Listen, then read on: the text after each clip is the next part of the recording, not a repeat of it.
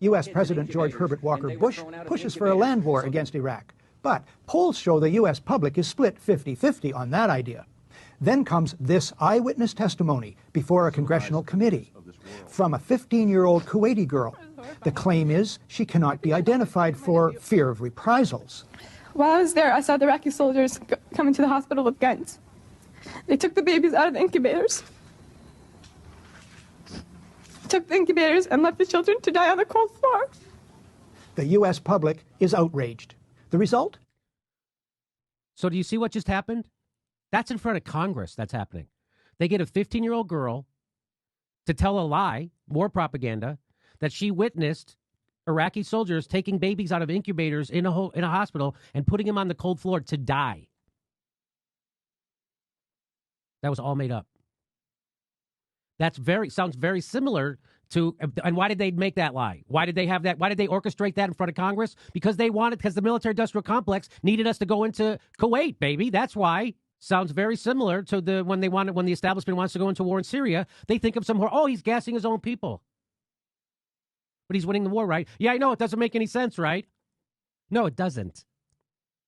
And then when you point this stuff out, they call you a conspiracy theorist, even though the real conspiracy is the government. The biggest pusher of conspiracies in the history of our country is the goddamn government, which has lied us into every goddamn war since World War II. So what was the result of that lie? I remember when it happened. I was in college, and it was reported nonstop on CNN. Support for land war zooms. It's a turning point. The result? The support for the war zoomed. It was a turning point. Now, Jimmy, how do you know that was a lie? Well, let's watch. Desert Storm is launched. 135,000 Iraqis are killed. An estimated 1 million Iraqis, many of them children and old people, then die as a result of 10 years of sanctions. One small problem. There never were any incubator baby deaths, not one.